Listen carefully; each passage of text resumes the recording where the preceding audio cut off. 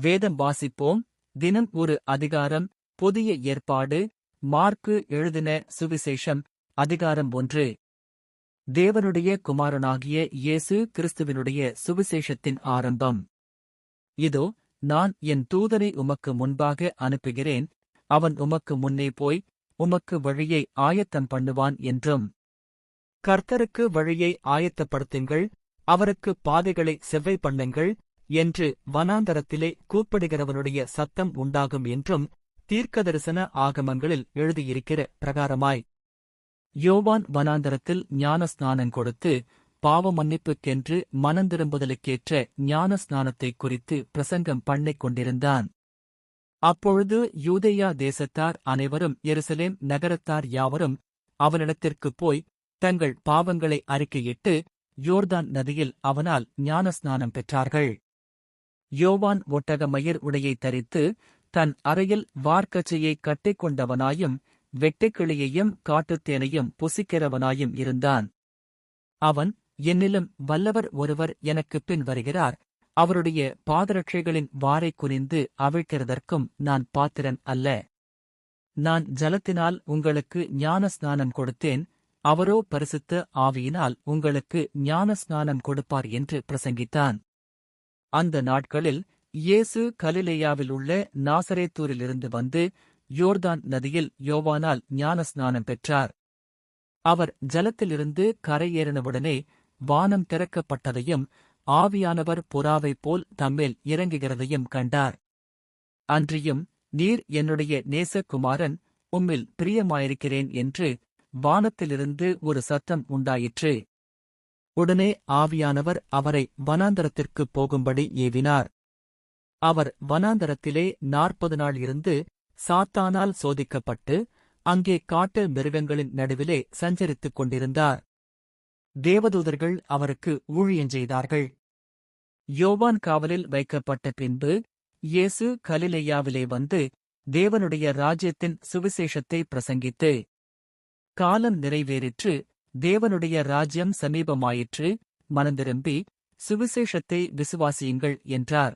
அவர் கலிலேயா கடலோரமாய் நடந்து போகையில் மீன்பிடிக்கிறவர்களாயிருந்த சீமோனும் அவன் சகோதரன் அந்திரேயாவும் கடலில் வலை போட்டுக் கொண்டிருக்கிற போது அவர்களைக் கண்டார்.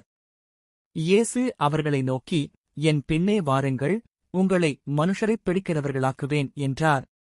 உடனே அவர்கள் தங்கள் வலைகளை விட்டு அவருக்குப் பின் சென்றார்கள். அவர் அவ்விடம் விட்டுச் சற்று அப்புறம் போனபோது செபதேயுவின் குமாரன் யாக்கோபும் அவன் சகோதரன் யோவானும் படவிலே வலைகளைப் பழுது பார்த்துக் கொண்டிருக்கிறதைக் கண்டு உடனே அவர்களையும் அழைத்தார். அப்பொழுது அவர்கள் தங்கள் தகப்பனாகிய செபதேயுவை கூலியாட்களோடு படவிலே விட்டு அவருக்குப் பின் சென்றார்கள். பின்பு கப்பர்நகூமுக்குப் போனார்கள். உடனே அவர் ஓய்வு நாளில் ஜெப ஆலயத்திலே பிரவேசித்து போதகம் பண்ணினார். அவர் வேதபாரகரைப் போல் போதியாமல் அதிகாரமுடையவராய் அவர்களுக்கு போதித்தபடியினால் அவருடைய போதகத்தைக் குறித்து ஜனங்கள் ஆச்சரியப்பட்டார்கள். அவர்களுடைய ஜெபாலயத்திலே அசுத்த ஆவியுள்ள ஒரு மனுஷன் இருந்தான். அவன், ஐயோ, நசரேயனாகிய இயேசுவே, எங்களுக்கும் உமக்கும் என்ன? எங்களைக் கெடுக்கவா வந்தீர்? உம்மை இன்னார் என்று அறிவேன், நீர் தேவனுடைய பரிசுத்தர் என்று சத்தமிட்டான். அதற்கு இயேசு, நீ பேசாமல் இவனை விட்டு புறப்பட்டுப் போ என்று அதை அதட்டினார். உடனே அந்த அசுத்த ஆவி அவனை அலைக்கழித்து மிகுந்த சத்தமிட்டு அவனை விட்டு போய்விட்டது. எல்லாரும் ஆச்சரியப்பட்டு, இது என்ன? இந்த புதிய உபதேசம் எப்படிப்பட்டது? இவர் அதிகாரத்தோடே அசுத்த ஆவிகளுக்கும் கட்டளையிடுகிறார், அவைகள் இவருக்கு கீழ்ப்படுகிறதே என்று தங்களுக்குள்ளே ஒருவரோடொருவர் சொல்லிக் கொண்டார்கள். அதுமுதல் அவருடைய கீர்த்தி கலிலேயா நாடெங்கும் பிரசித்தமாயிற்று. உடனே அவர்கள் ஜெப ஆலயத்தை விட்டு புறப்பட்டு யாக்கோபோடும் யோவானோடுங்கூட சீமோன் அந்திரேயா என்பவர்களுடைய வீட்டில் பிரவேசித்தார்கள். அங்கே சீமோனுடைய மாமி ஜுரமாய்க் கிடந்தாள். உடனே அவர்கள் அவளைக் குறித்து அவருக்குச் சொன்னார்கள். அவர் கிட்டப் போய் அவள் கையை பிடித்து அவளைத் தூக்கிவிட்டார். உடனே ஜுரம் அவளை விட்டு நீங்கிற்று. அப்பொழுது அவள் அவர்களுக்கு பணிவிடை செய்தாள். சாயங்காலமாகி சூரியன் அஸ்தமித்தபோது சகல பிணியாளிகளையும் பிசாசு பிடித்தவர்களையும் அவரிடத்தில் கொண்டு வந்தார்கள். பட்டணத்தார் எல்லாரும் வீட்டு வாசலுக்கு முன்பாக கூடி வந்தார்கள். பலவிதமான வியாதிகளால் உபத்திரவப்பட்டிருந்த அநேகரை அவர் சுஸ்தமாக்கி அநேகம் பிசாசுகளையும் துரத்திவிட்டார். அந்த பிசாசுகள் தம்மை அறிந்திருந்தபடியால் அவைகள் பேசுகிறதற்கு அவர் இடங்கொடுக்கவில்லை. அவர் அதிகாலையில் இருட்டோடே எழுந்து புறப்பட்டு வனாந்தரமான ஓரிடத்திற்குப் போய் அங்கே ஜெபம் பண்ணினார். சீமோனும் அவனோடே இருந்தவர்களும் அவரைப் பின்தொடர்ந்து போய் அவரைக் கண்டபோது, உம்மை எல்லாரும் தேடுகிறார்கள் என்று சொன்னார்கள்.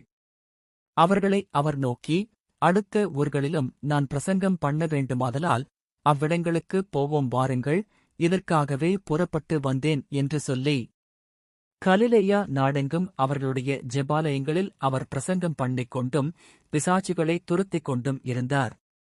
அப்பொழுது குஷ்டரோகி ஒருவன் அவரிடத்தில் வந்து அவர் முன்பாக முழங்கால் படியிட்டு, உமக்கு சித்தமானால் என்னை சுத்தமாக்க உம்மால் ஆகும் என்று வேண்டிக் கொண்டான். இயேசு மனதுருகி கையை நீட்டி அவனைத் தொட்டு, எனக்கு சித்தமுண்டு, சுத்தமாகு என்றார். இப்படி அவர் சொன்னவுடனே குஷ்டரோகம் அவனை விட்டு நீங்கிற்று, அவன் சுத்தமானான். அப்பொழுது அவர் அவனை நோக்கி, நீ இதை ஒருவருக்கும் சொல்லாதபடிக்கு எச்சரிக்கையாயிரு. ஆயினும் நீ போய் ஆசாரியனுக்கு உன்னைக் காண்பித்து, நீ சுத்தமானது நிமித்தம் மோசே கட்டளையிட்டிருக்கிறவைகளை அவர்களுக்கு சாட்சியாகச் செலுத்து என்று கண்டிப்பாய்ச் சொல்லி உடனே அவனை அனுப்பிவிட்டார். அவனோ புறப்பட்டுப் போய் இந்தச் சங்கதி எங்கும் விளங்கும்படியாக பிரசித்தம் பண்ணத் தொடங்கினான். அதனால் அவர் வெளியரங்கமாய் பட்டணத்தில் எங்கும் பிரவேசிக்கக் கூடாமல் வெளியே வனாந்தரமான இடங்களில் தங்கியிருந்தார். எத்திசையிலுமிருந்து ஜனங்கள் அவரிடத்திற்கு வந்தார்கள். ஆமென்.